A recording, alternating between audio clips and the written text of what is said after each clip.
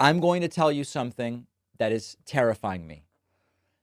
I always try to come here and put a positive face on everything, but there is something going on that is terrifying me.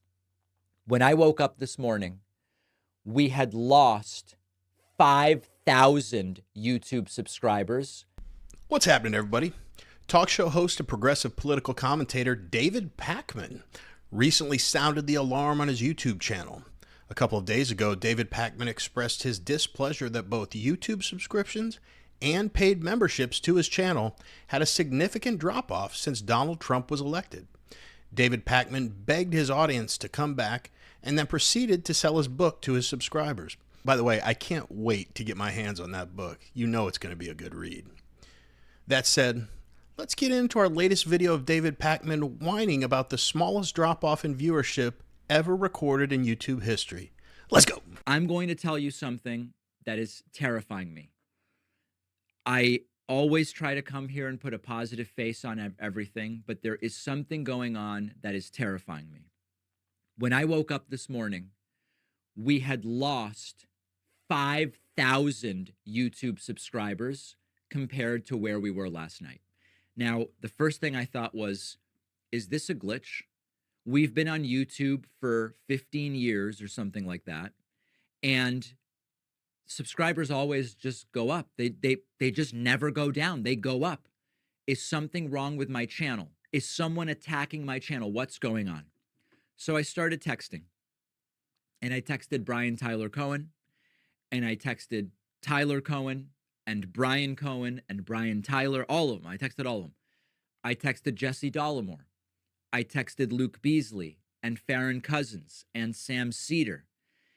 And every single one of our channels since last night is hemorrhaging subscribers. What is it that is going on? Here is a graphic. As you can see, subscribers just go up, up, up, up, and they are down. It is not just YouTube subscribers. We are seeing record cancellations of paid memberships, record cancellations. These are the people that keep the show running. Now, for a moment, I thought, if it's just YouTube, maybe YouTube is purging people who are inactive subscribers. And once a year, usually YouTube does this, and you see a little decline, and then numbers go back up. They're not doing it.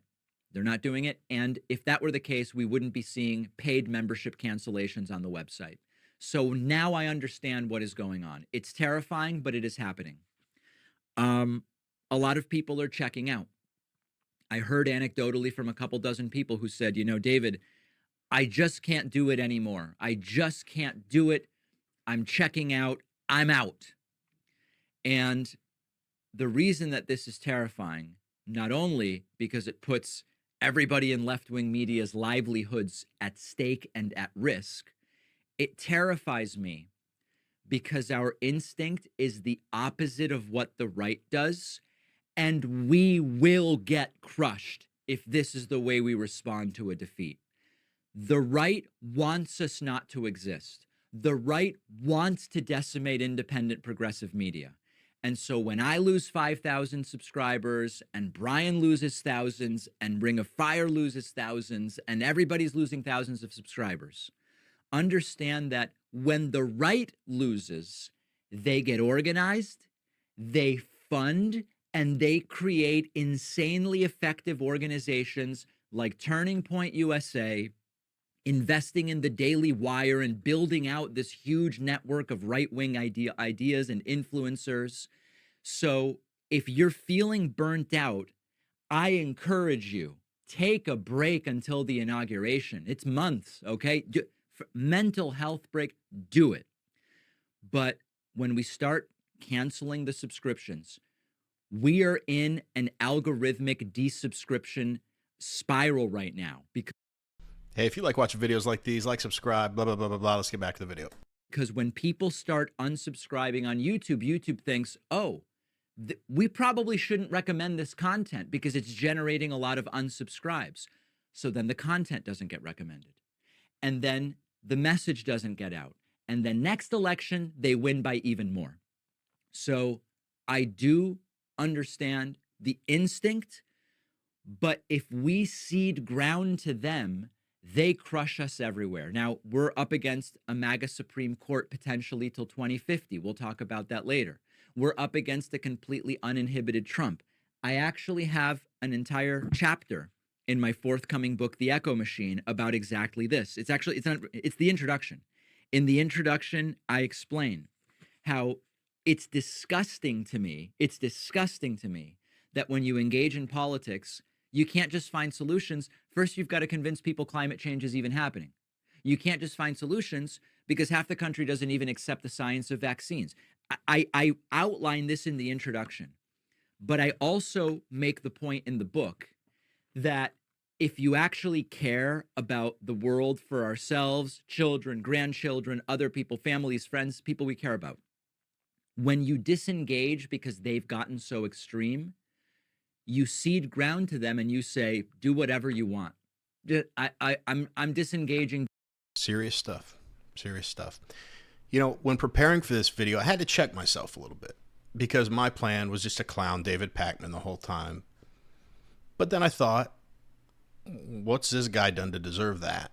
You see, when I make fun of woke idiots, it's typically because they insult the working class and people that think differently than they do, or they don't care if men beat the shit out of women in sports, or they're pushing narratives that go after kids, etc. I mean, I've seen a decent amount of David Pakman's content over the years, and I think I have a pretty good idea of his agenda. But besides his good looks and dazzling personality, I realized I didn't know that much about him. And while I thought he'd said some really douchey things in the past, none came to mind. And I'm new to this whole YouTube thing. I don't want to be looked at as a one-trick pony that just makes fun of people I disagree with. But as I was refreshing my memory, I was reminded of the following tweet. It was sent in March 2023 after a school shooting at the Covenant School in Nashville, Tennessee. The tweet was, "Very surprising that there would be a mass shooting at a Christian school, given that lack of prayer is often blamed for these horrible events.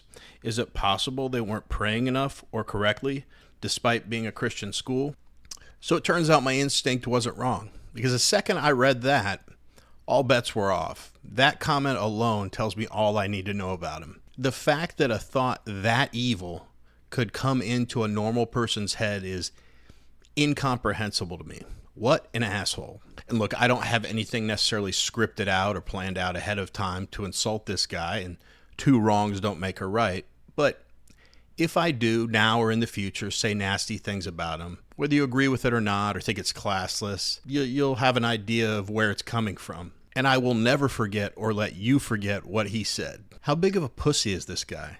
He loses 5,000 subs out of 2.46 million, and he makes a video like this sounding the alarm bells? David, unfortunately for all of us, no one is going to stop subscribing to your channel, and YouTube's not going to stop recommending it. I'm sure he knows that. I mean, this has to be about something else. I mean, money or pride or selling his book, which he brings up later.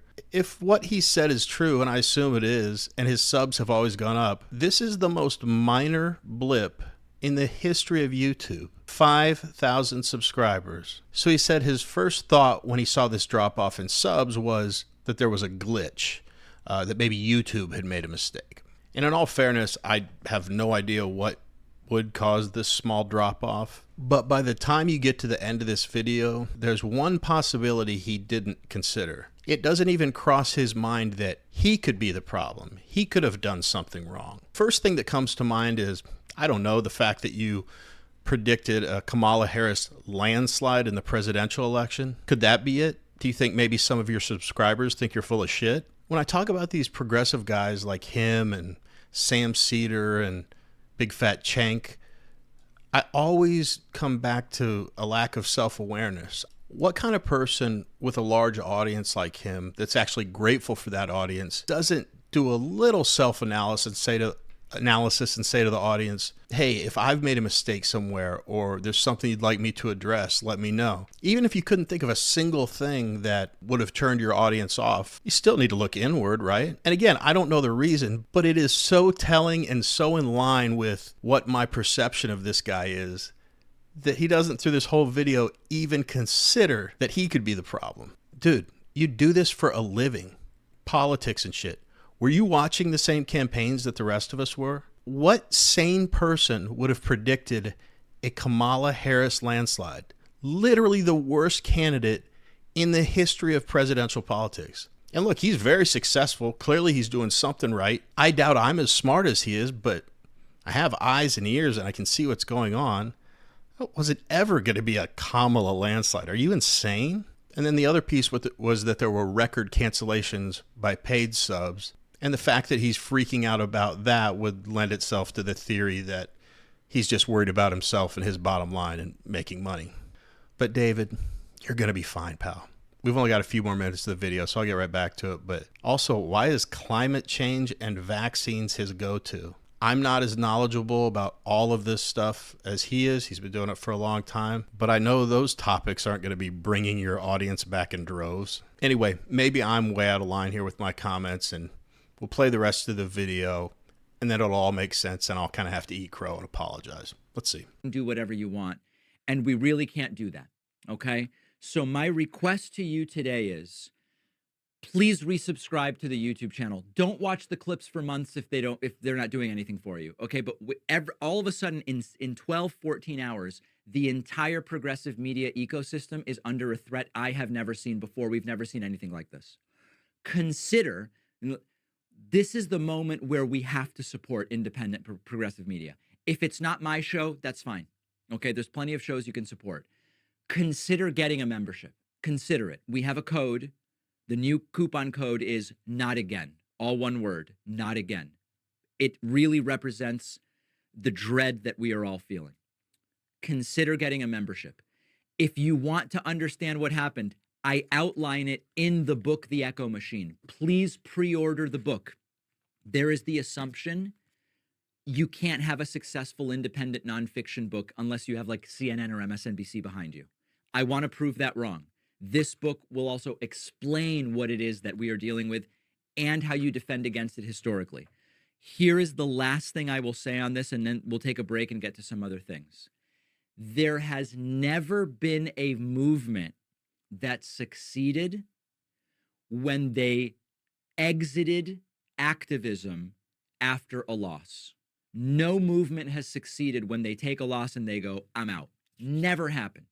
And on the other hand, if you look at the advances and victories of the progressive era, the advances and victories of the New Deal era, the advances and victories of the civil rights era, they've all come after setbacks.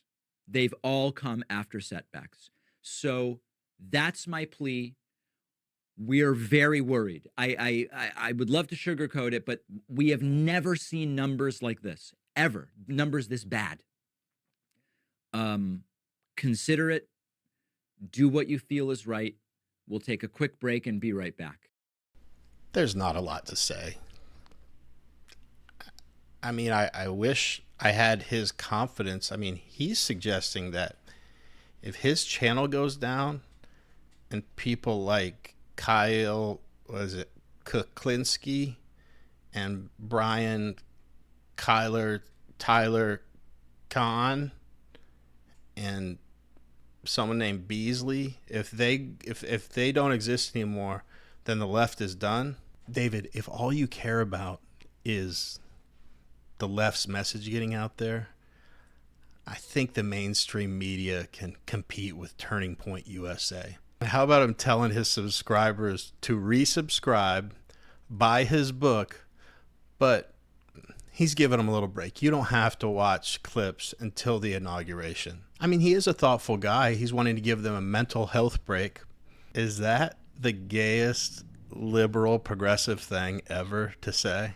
A mental health break? I mean, come on, you couldn't write that.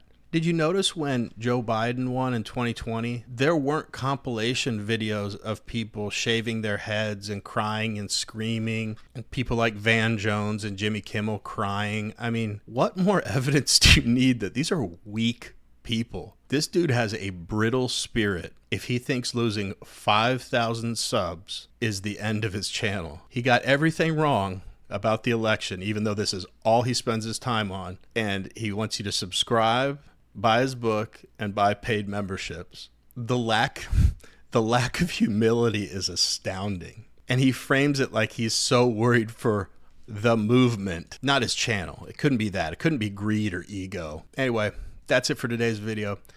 If you like watching cool dudes like Deepak whine about losing 5,000 subscribers or other ridiculous things that aren't real problems, then click on one of the 2 videos that just popped up on your screen. Otherwise, I really appreciate you being here. The end.